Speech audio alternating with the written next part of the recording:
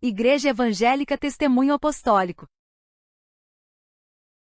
A palavra de hoje será ministrada pelo pastor Flávio Leonel. Desejamos um bom culto e que Deus seja louvado. Para você que está chegando através das redes sociais, nós estamos no culto da família, abrindo as nossas Bíblias em João capítulo 6, no seu versículo 63, com a temática: o estender das mãos tocam mais do que palavras. Deus tem algo a ministrar ao nosso coração nesta manhã, que está direcionada diretamente a esse texto, e eu quero ler de antemão primeiro o versículo 63, para nós intercedermos por esta palavra. E diz assim: o Espírito é o que vivifica, a carne para nada aproveita.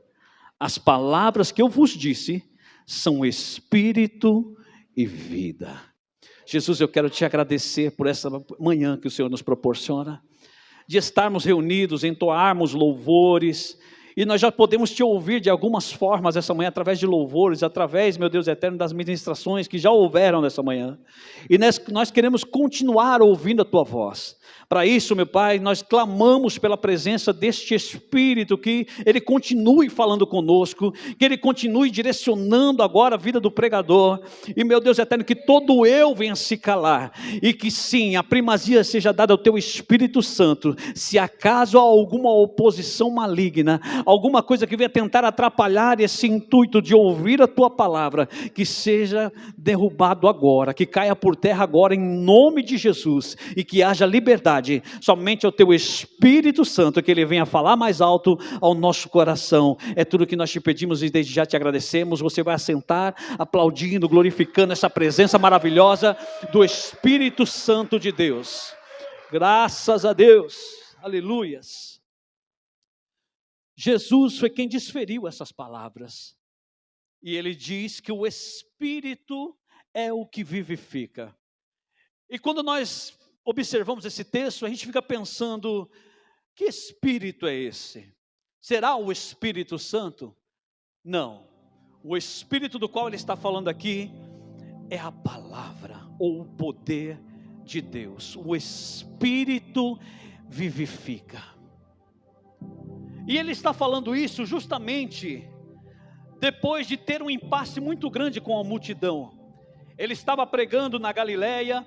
Ele tinha acabado de desferir o sermão da montanha, onde ele estava ensinando o povo. Um povo que há tempos estava descrente de quem era Deus para eles. Por quê? O povo estava sendo suprimido por Roma. Roma tinha colonizado o povo judeu.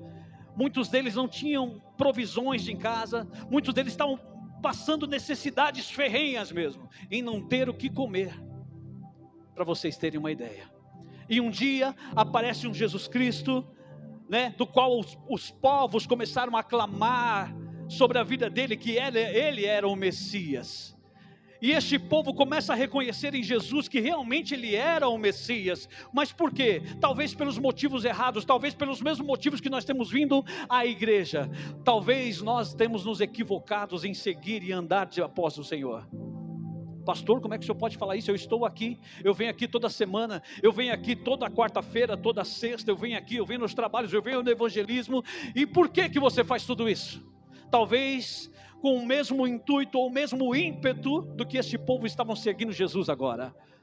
Este povo começa a seguir Jesus, porque num primeiro encontro que tiveram com Jesus, Jesus estava pregando dentro de um barco, ou melhor, em uma montanha, e ele começa a observar o povo, porque as horas já se avançavam, e ele chama um dos discípulos, a saber, Filipe, e fala: olha, alimento, não tem pão para essa multidão. Filipe começa a questionar: mas Jesus, é melhor que o senhor dispense, para que eles vão embora, e eles vão comer em casa. E Jesus sabia, assim como ele sabe da minha e da sua necessidade também. Ele sabe como é que você chegou aqui nesta manhã. Talvez você não contou para ninguém, mas ele sabe.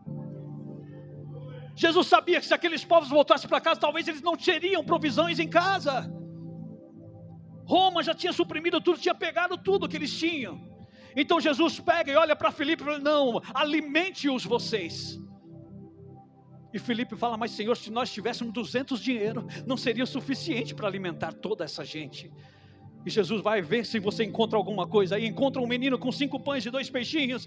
E ele mesmo questiona, falando para Jesus, mas o que é isso para tantos? Jesus falou, dá aqui, faça o povo se assentar.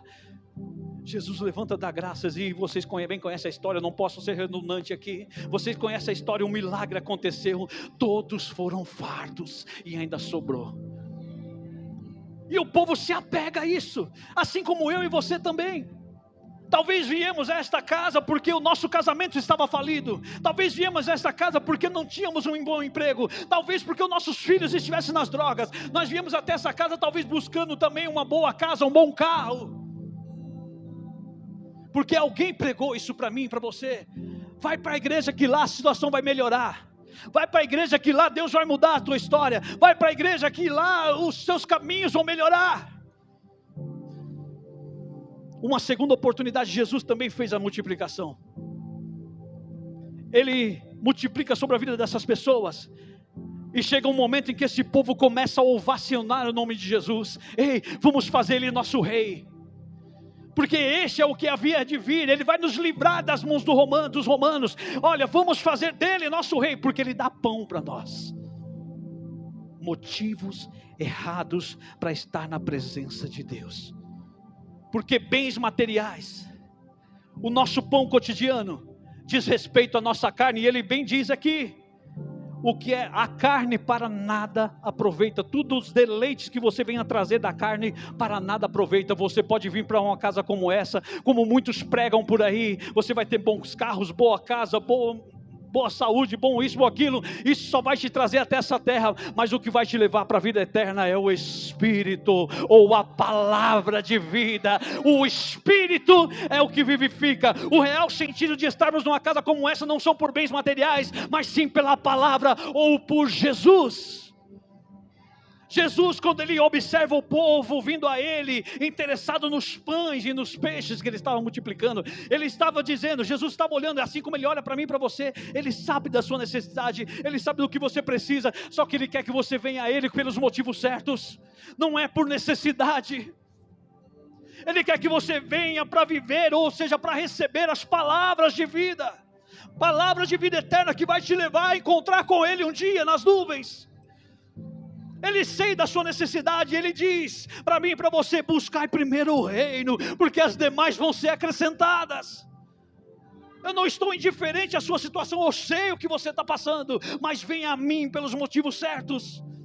Quando Jesus chega para aqueles povos que veem, que eles estão vindo a ele apenas pelo pão e pelo peixe, sabe o que ele fala? Ele começa a dar um discurso, aleluia, dizendo, aquele que não comer da minha carne e não beber do meu sangue não é digno de mim. Sabe o que é isso? É viver a vida dele, é abdicar dos prazeres da carne, é abdicar das suas necessidades para viver a vida dele, viver propósito dele. Nós acabamos de cantar, não há dia, ou melhor dia, do que estar no centro do teu querer. Estar no centro do querer de Deus muitas vezes é passar necessidade, sim. É pessoas te apontar sim e perguntar onde é que está o teu Deus, e você ter a certeza que na hora oportuna ele vai vir e vai te resgatar. Então Jesus está falando, aquele que não beber e não comer comigo, não viver a minha vida, não é digno. Sabe o que as pessoas olharam para ele? Olha só o que diz aqui no versículo 60. Muitos, pois, dos seus discípulos, ouvindo isso, disseram, duro é este discurso, quem pode ouvir? Talvez você esteja olhando para mim e falar, pastor, então o que eu estou fazendo aqui? Eu vim buscar renovo para a minha vida, eu vim buscar que a minha vida melhorasse. Tudo isso pode acontecer se você vier a ele pelos motivos certos. Busque primeiro o reino, busque primeiro a vontade dele, e as demais vos serão acrescentadas. Alguém chegou para ele e falou, mas é duro esse discurso, quem poderá ouvir? Porque quem está necessitado não aguenta ouvir muita coisa não. Quem está necessitado, ele ouve palavras como essa, e ele vai falar, mas Jesus é insensível, ele sabe da minha necessidade, mesmo assim ele está, não dando importância. Não, Jesus se importa sim, mas ele veio para trazer vida, e nessa terra ele já falou que não tem. O que vem da carne nada se aproveita. E se nós esperarmos deles apenas nessa vida, nós somos os mais miseráveis dos homens. Alguém se aproximou dele certa feita e falando: Jesus, se eu deixar tudo para te seguir, o que eu vou ganhar? Jesus falou o quê? Nessa vida 100 vezes mais e no porvir, a vida eterna. Mas 100 vezes mais o quê? O que ele fala mais? No mundo tereis aflições. Mas tem de bom ânimo, porque o que interessa para Jesus, a meu respeito e ao seu respeito, é um dia se encontrar com Ele nas nuvens. É a vida eterna, é o porvir, não é o agora. É sim, essas coisas estão aí para nos servir. Um bom carro, uma boa casa, quem não quer regalias? Eu quero. Mas não é o mais importante para mim e para você, porque de repente você pode ter tudo isso e perder a salvação. O que mais importa não é a cura que você espera receber, é o porvir. Porque se você morrer hoje, é como Paulo falava, é lucro, é ganho, eu vou encontrar com Ele. Aleluias. 61, sabendo pois Jesus em si mesmo, que os seus discípulos murmuravam a respeito disso, disse-lhe: isso vos escandaliza? Porque talvez eu e você estejamos dentro da igreja muitas vezes esperando do Senhor apenas nessa terra, e quando nós não alcançamos, nós nos escandalizamos. A gente começa a olhar em volta e falar: o ímpio consegue as melhores oportunidades, e eu como filho de Deus. Muitas vezes o que Deus não te concede é porque Ele não quer perder um dia de encontrar com você nas nuvens. Porque se você pegar, ou se render às vontades da carne, aos prazeres da carne, você pode se corromper e ficar naquele grande dia. No versículo 64, no versículo 63, Jesus vai falar isso claramente para ele: o Espírito é o que vivifica. Que Espírito é esse? A palavra. Se você é guiado pela palavra, Ele vai te trazer vida. A carne para nada aproveita. As palavras que eu vos disse são Espírito e vida. Tudo o que você precisa é o direcionamento da palavra. O problema é que tão pouco nós a buscamos. E por que não buscamos? Por causa do que vem escrito agora no versículo 64. Olha o que diz lá: mas há alguns de vós que não creem. Porque Jesus sabia desde o princípio quem eram os que não criam e quem eram os que havia de o entregar. Porque a gente espera muitas vezes os bens materiais aqui. Quando a gente não consegue, o que acontece? A primeira coisa que acontece na vida de um cristão, quando ele não consegue bens materiais, quando ele não consegue mudar de vida na igreja, o que acontece? Abandona a igreja. E o pior não é só abandonar, é sair falando: não vou mais lá porque o pastor não tem a unção, não vou mais lá porque fulano me olhou torto, fez isso ou fez aquilo. Quem vivifica é a palavra, não são homens. O homem é carne. Ele está falando que o da carne nada se aproveita. Se você vem aqui se pegar a homens, você é o mais miserável dos homens. Se apega à palavra contida, à verdade contida. 65 dizia: por isso eu vos disse que ninguém pode vir a mim, se meu Pai não lhe for concedido. Quando você vem ao Senhor por motivos certos, a coisa começa a dar uma guinada. Se você busca primeiro o reino, a coisa começa a dar uma guinada. O problema é que quando nós falamos em fazer a vontade de Deus e suprimir a carne, os desejos carnais, para nós é algo, impensável. Porque você começa a olhar à volta e fala assim: se eu sou filho de Deus, e perante a Bíblia mesmo me revela que eu sou livre, como é que eu posso não usufruir dos bens desta terra? Você pode sim, mas Deus não vai te perder te dando algo que vá te prender a ela. A Bíblia fala que nós somos peregrinos nesta terra, estamos aqui de passagem. O nosso lar é lá, o nosso lugar é com Ele. O problema é que quando nós viemos, e como eu estou fazendo nessa manhã, trago uma palavra como essa, vai ter alguém que vai se escandalizar: então eu vou embora da igreja.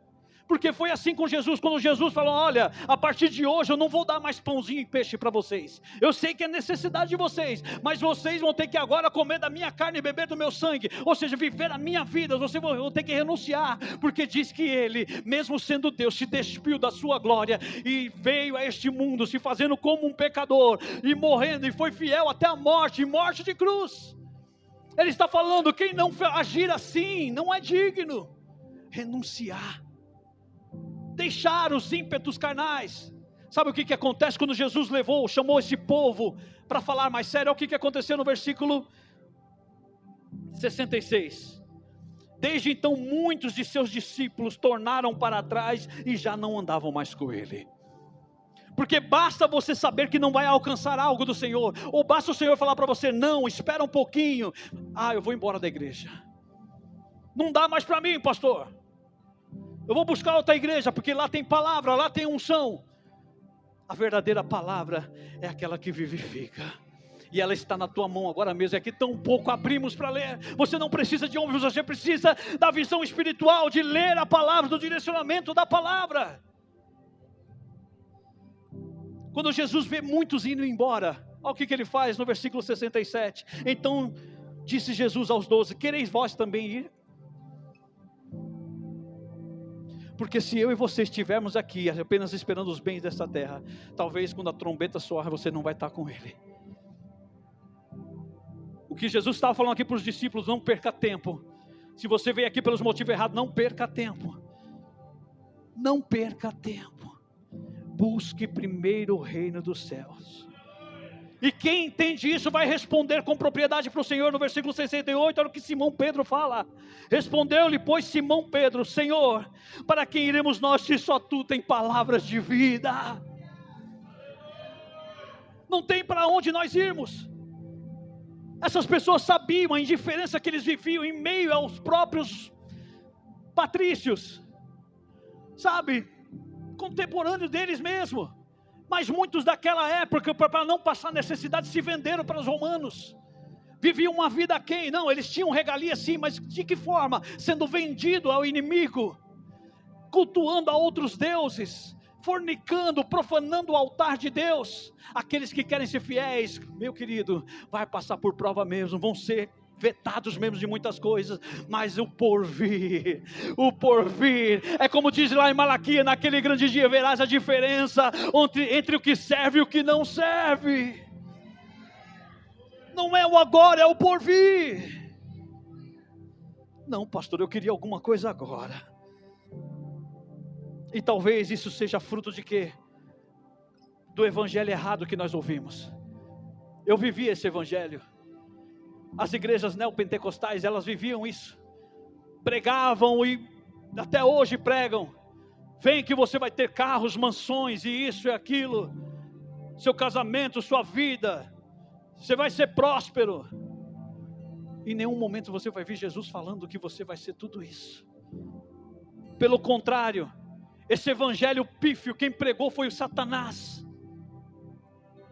Quando ele está lá no deserto, o que ele oferece para Jesus? Tudo isso te darei. E tem muitos seguindo a esses por aí. Posse, riqueza, poder. Isso não é evangelho de Cristo. Evangelho de Cristo, toma a tua cruz e siga-me. Evangelho de Cristo, se não deixar pai, mãe, irmão, não é digno. Se não comer do meu sangue, não beber da minha carne, viver meu propósito, não é o seu. Cuidado com os evangelhos que estão sendo pregados por aí. Não, você não precisa mudar de vida não. Vem, pode vir como você está. Deus ama a todos. Isso não é evangelho de Cristo. Quem pregou esse evangelho foi a serpente. Lá no jardim do Éden, boba, come. Você vai ser igual a Deus, não vai te acontecer nada não. Nós estamos vivendo esse evangelho nos altares. Só que Jesus está querendo trazer à tona para mim e para você, que o evangelho que vivifica é o da palavra genuína. Andai por ela, caminhai por ela. Anos se passaram a partir deste momento que Jesus encontra com o povo. Muitos se dispersaram. Jesus olha para os 12 e fala, vocês também não querem ir? Porque talvez vocês estejam perdendo tempo comigo. Talvez vocês estejam esperando em mim algo que eu não vou dar para vocês aqui na terra. Eu vou dar no porvir. Então Pedro é ousado no Espírito Santo de dizer: não, Senhor, somente no Senhor é que nós encontramos palavras de vida eterna. Esses ficaram firmes até a morte de Jesus. Esses ficaram firmes para poder ver ele subindo assunto ao céu. Eles estavam vivos para ver Jesus falando para ele: ide agora em toda Jerusalém, em Samaria, e prega, e batizando em nome do Pai, do Filho e do Espírito Santo, para que todos creiam. Esses homens foram intrépidos em levar o mesmo evangelho de Cristo. Não era alisando, não era trazendo: olha, vocês vão ganhar isso, vão ganhar aquilo. Eles pregavam o evangelho genuíno. E enquanto eles estão pregando, já tinham se passado anos que Jesus tinha subido para o céu. E a indignação do povo continuava a mesma mediante um evangelho como esse. Talvez indignados como cada um de nós ficamos agora. Então eu estou enganado na igreja. Eu pensei que a minha vida ia mudar. Pode mudar se você buscar primeiro o reino dos céus. Eu não vou aqui enganar ninguém. Busque a vontade dele, não é a minha. Olha o que acontece quando esses homens começam a pregar. Abra lá em Atos, capítulo 2, em seu versículo 37. Os discípulos estão pregando esse mesmo evangelho. As pessoas começam a se indignar como fizeram com Jesus.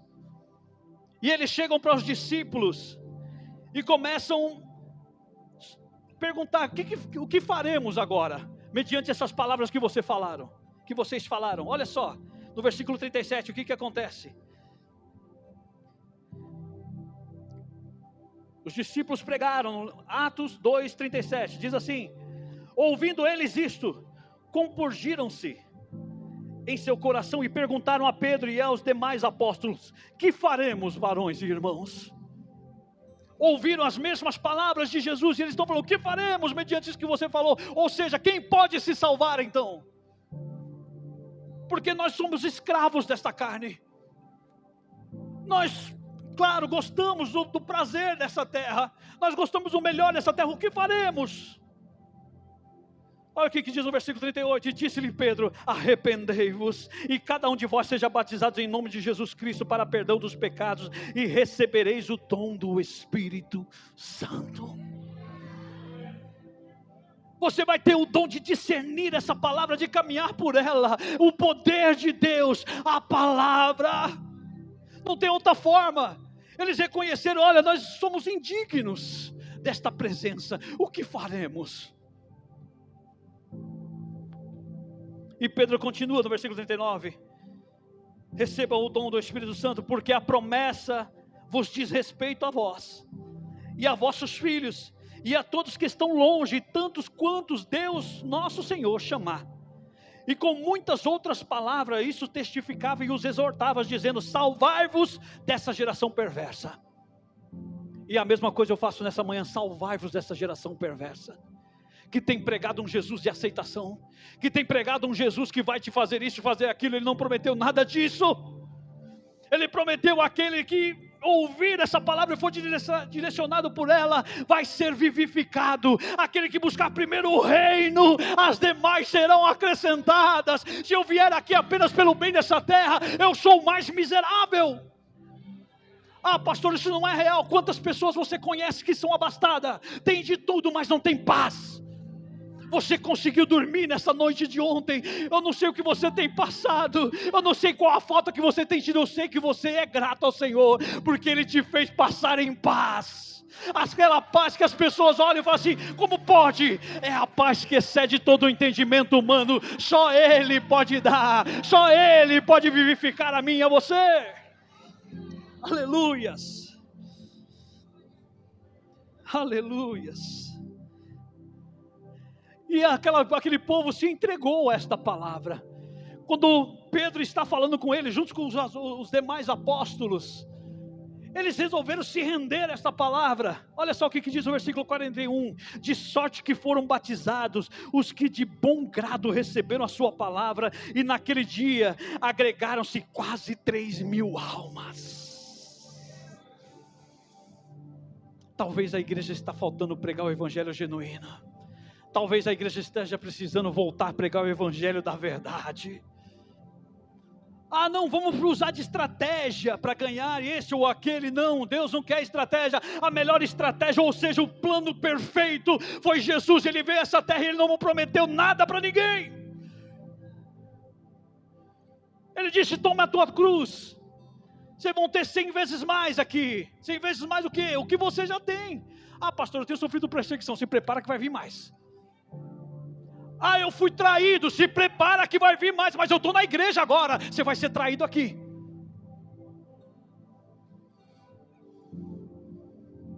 Isso consiste o Evangelho de Cristo. Cuspiram nele, maldizeram ele, levantaram todo tipo de falso contra ele, e ele não abriu a sua boca. Mas aqueles homens, quando entenderam essa palavra, quando se renderam a essa palavra, o que aconteceu no versículo 42? E perseveravam na doutrina dos apóstolos, e na comunhão, e no partir do pão, e nas orações, e em cada alma havia temor, e muitas maravilhas e sinais se faziam pelos apóstolos.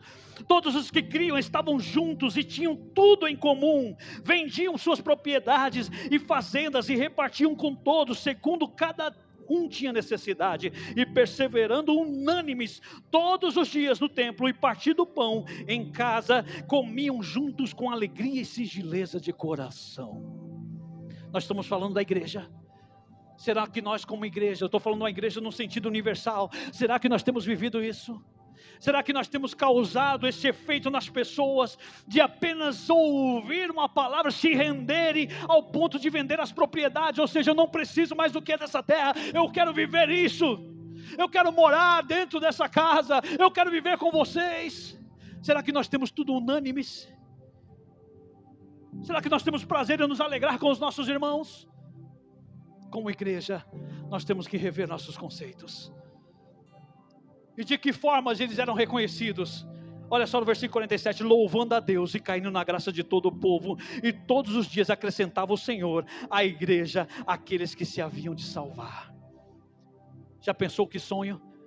Você não ter que organizar mais um evento como o que teve ontem de evangelismo, porque as pessoas vão estar sedentas por entrar nessas portas dizendo: eu quero viver com vocês, eu quero comunhão com vocês, eu quero partilhar com vocês. Pastor, então como é que seria esse evangelismo? Como nós deveríamos evangelizar? Porque o Senhor apontou sim, que as igrejas evangelizaram errado, e por isso existem tantas pessoas frustradas, existem tantas pessoas que voltaram para trás, pessoas que não querem mais saber de igreja hoje. Como é que seria esse evangelismo? Olha o que vai dizer aqui no capítulo 3. Vai ter um exemplo clássico para nós, como que nós deveríamos abordar isso, como igreja. Capítulo 3, versículo 1. Pedro e João subiam juntos ao templo, à hora da oração, a nona, cerca de 3 horas da tarde. E era trazido um varão que desde o ventre da sua mãe era coxo, ao qual todos os dias punham a porta do templo chamada Formosa para pedir esmolas aos que entravam.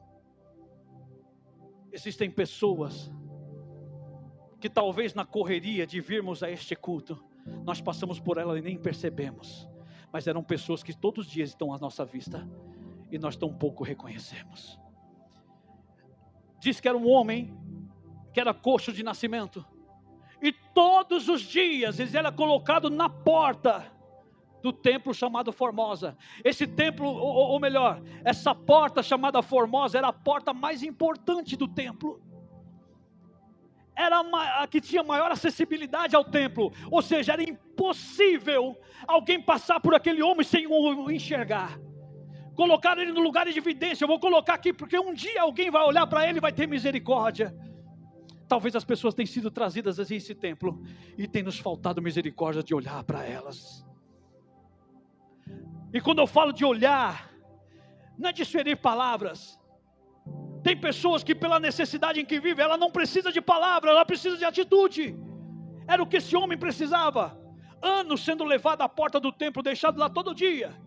Talvez alguns passavam até meneavam a cabeça, porque ser coxo ou nascer com uma deficiência era sinal de abandono de Deus, era sinal de castigo de Deus. As pessoas olhavam, quem foi que pecou? É um pecador.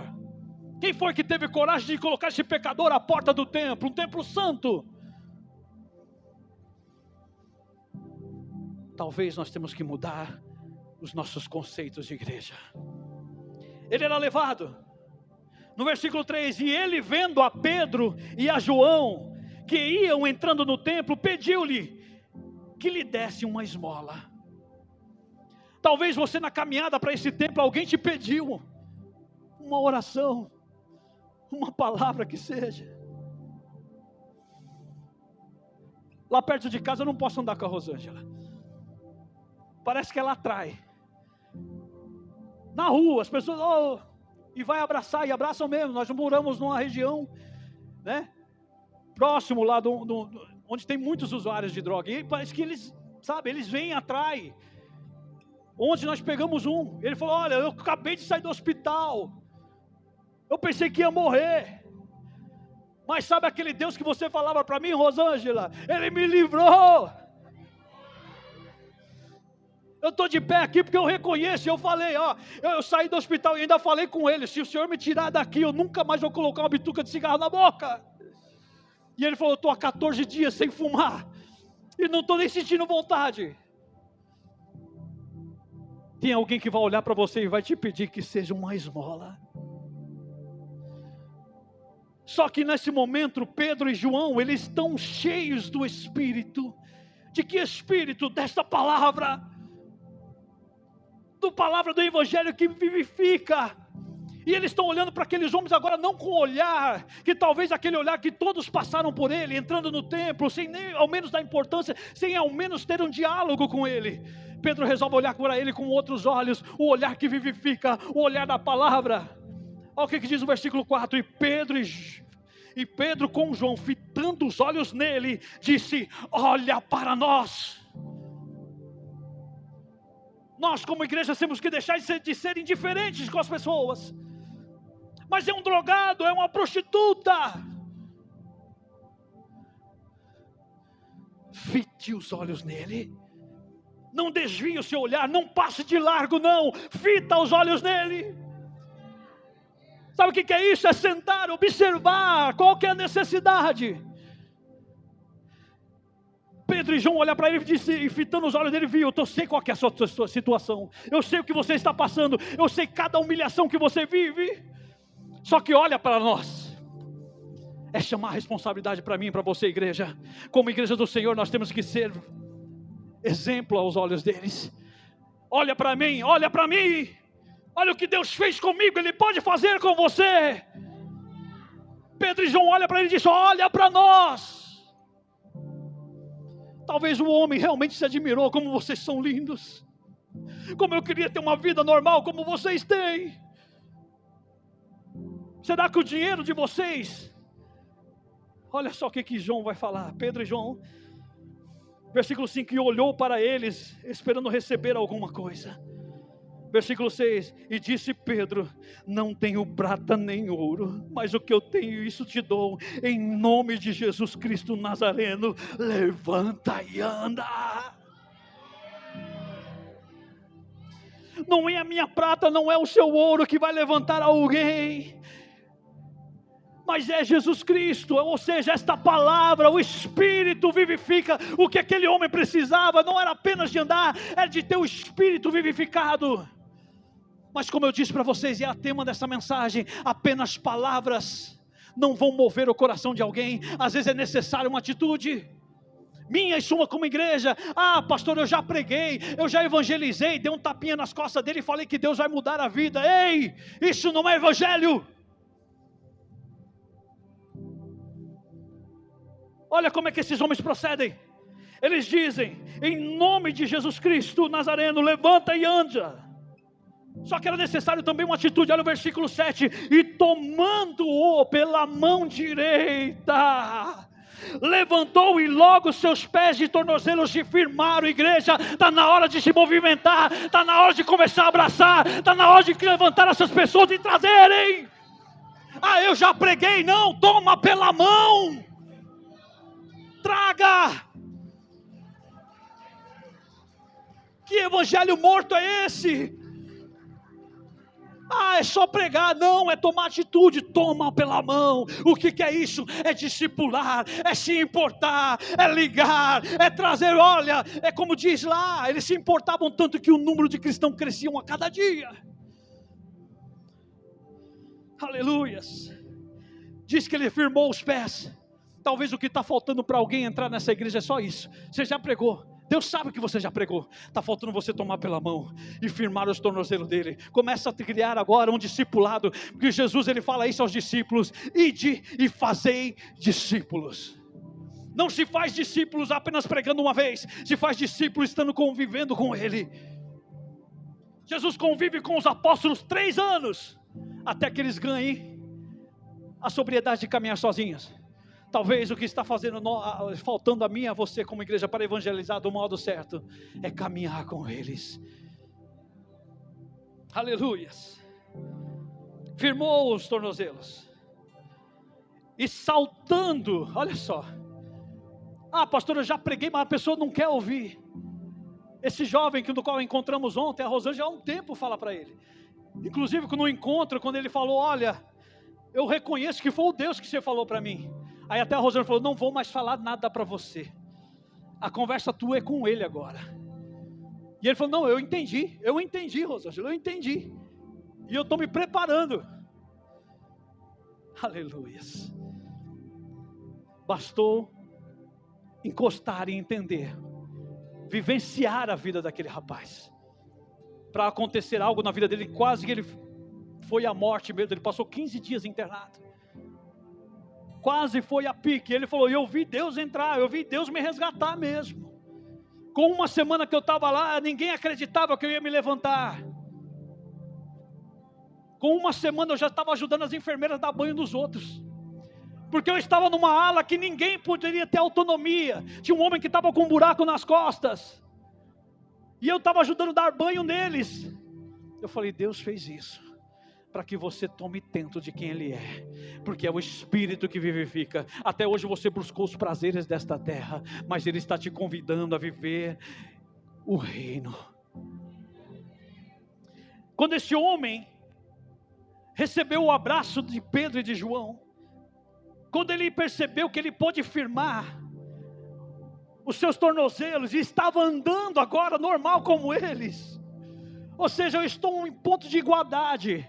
Eu estava como um mendigo jogado à porta, muita gente nem olhava para mim, mas esses homens me levantaram, eu estou andando com eles, eu sou como eles.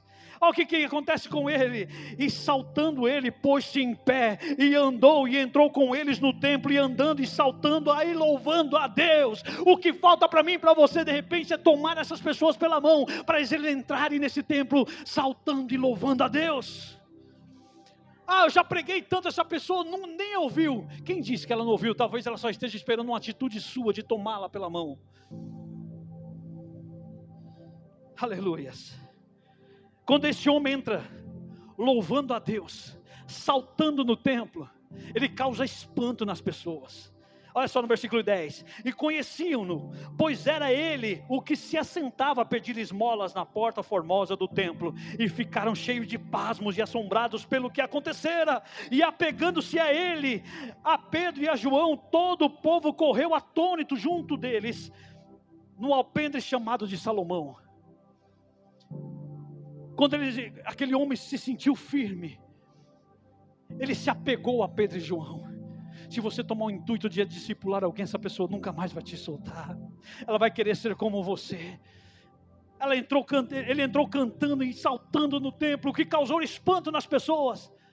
As pessoas, quando viram aquilo acontecer, porque sabia que anos acontecia aquilo na vida daquele homem, eles correram para se prostrar diante de Pedro e de João. Rapaz, como é que vocês fizeram isso? Que poder é esse? O poder que todos eles teriam, mas não queriam usar. O poder que eu e você temos, mas não queremos muitas vezes, ou talvez não tenhamos conhecimento disso. Se você tomar alguém pela mão, essa pessoa vai entrar saltando e glorificando a Deus aqui. Caminhar junto, discipular, ter paciência. Quando eles correm dessa forma, No versículo 12, e quando Pedro viu isso, disse ao povo: varões israelitas, por que vos maravilhais disso? Ou por que olhais tanto para nós, como se por nossa própria virtude ou santidade fizéssemos este homem andar? O Deus de Abraão, e de Isaque, e de Jacó, o Deus de nossos pais, glorificou o seu Filho Jesus, a quem vós entregastes, e perante a face de Pilato negastes, tendo ele determinado que fosse solto. Quem fez isso foi Jesus. Aquele Jesus que talvez eu e você renegamos, porque ele está falando aqui de uma renegação. Aquele povo tinha renegado esse Jesus. Ele tinha chegado diante de Pilatos e falou: solta Barrabás, nós preferimos Barrabás. Ah, pastor, mas eu não sou digno desse julgamento. Eu não escolhi Barrabás. Cada vez que eu e você escolhemos os prazeres carnais, nós estamos escolhendo Barrabás. Cada vez que nós desprezamos o caminho, ou a palavra de vida, o Espírito de vida, nós estamos escolhendo Barrabás. O Espírito vivifica, a carne para nada se aproveita. 14. Mas vós negastes o santo e o justo, e pedis que vos desse um homem homicida, e mataste o príncipe da vida, ao qual Deus ressuscitou dos mortos, do que nós somos testemunhas, e pela fé no seu nome, fez o seu nome fortalecer. A este vede conheceis a fé que por ele se deu, na presença de todos vós, está em perfeita saúde. Talvez o que precisa é somente uma atitude, é mudar. O povo está cansado de palavras, de palavrinhas bonitas. Ele está precisando de uma atitude minha e sua como igreja, para que você compreenda mais. Vamos lá em Isaías capítulo 35, e eu encerro.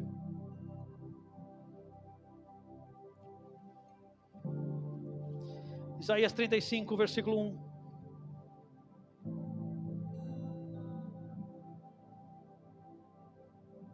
Quando a igreja começar a tomar atitude de discipular, de ir e fazer discípulos, olha o que vai acontecer. Versículo 1, capítulo 35 de Isaías diz assim: o deserto e os lugares secos se alegrarão com isso, e o ermo exultará e florescerá como a rosa. Abundantemente florescerá e também regurgitará de alegria e exultará. A glória do Líbano se lhe deu, bem como a excelência do Carmelo e de Saron. Eles verão a glória do Senhor, a excelência do nosso Deus. Eles verão não somente em palavras, mas em atitudes. A partir do momento em que nós começarmos a agir dessa forma. De que forma, pastor? Da forma que está falando aqui no versículo 3, confortai as mãos fracas, e fortalecei os joelhos trementes, dizei aos turbados de coração, esforçai-vos e não temais, eis que o vosso Deus virá com vingança, com recompensa de Deus, Ele virá e vos salvará. Então os olhos dos cegos serão abertos, e os ouvidos dos surdos se abrirão, então os coxos saltarão como servos, e a língua dos mudos cantará, porque as águas se arrebentarão no deserto, e ribeiros no ermos, a terra seca se transformará em tanques, e a terra sedenta em mananciais de água, e nas habitações em que jaziam chacais, haverá erva como canas e juncos, e ali haverá um alto caminho, um caminho que se chamará o caminho santo. O imundo não passará por ele, mas será para o povo de Deus. Os caminhantes, até mesmo os loucos, não errarão. A partir do momento que nós tomarmos o intuito de ter essas atitudes, de confortar, de fortalecer, o povo vai começar a contemplar a glória de Deus. Eles vão ter motivo para louvar e adorar esse Deus. Enquanto nós estivermos aqui apenas de palavras, e muitas vezes palavras não contidas no Evangelho de Cristo. Ah, pastor, você é contra a prosperidade? Não, eu não sou contra a prosperidade. Até porque a vida de prosperidade está contida em quê? Em de nada ter falta. E a partir do momento que você tem Ele como seu pastor, nada te faltará. O problema é que nós queremos a prosperidade, não queremos Ele como pastor. Eu quero o bem de Deus, mas não quero o Deus do bem. Não sou contra a prosperidade, eu sou contra essa teologia pífia que tem sido pregada. E pregada muitas vezes como o Evangelho de Cristo, do qual não foi Ele quem desferiu. Ele está falando e Ele diz para mim e para você: o Espírito é quem vivifica, viva por Ele. Da carne nada se aproveita. Pensai nas coisas que são de cima. Vivei as coisas que são de cima. Não, mas eu preciso me abalizar, eu preciso estudar, eu preciso ter.